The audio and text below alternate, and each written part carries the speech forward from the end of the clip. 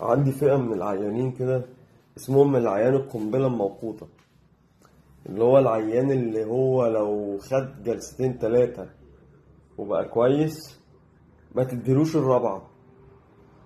بجد هتديله الرابعة هتندم، هتديله الرابعة هتلبس، هتديله الرابعة هيرجع أوحش من الأول، هيبوظ الدنيا، هيكسر الدنيا.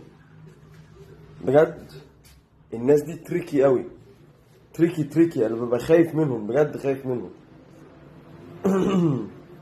بجد لو انت بتتعالج مع دكتور علاج طبيعي وانت من الناس دي اللي هو السهل ترجع تبوظ،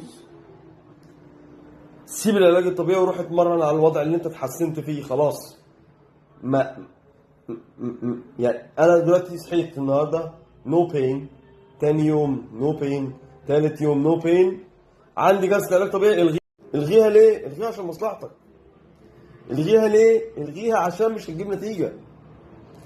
الغيها ليه؟ لان انا ممكن كان عندك هنا وجع، كان عندك هنا مثلا انا بتكلم في الرقبه، او كان عندك في وتر الكتف هنا وجع، اشتغلت عليه بقى كويس، جيت لي الجلسه اللي بعديها اروح انا ايه؟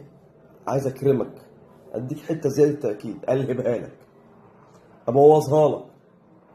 فاهم قصدي؟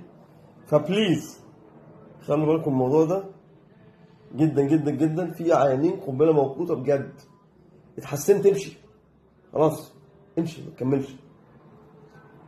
ابعت رسالة للدكتور، ربنا يكرمك، شكرا، رجع بيت جلساتي، السلام عليكم.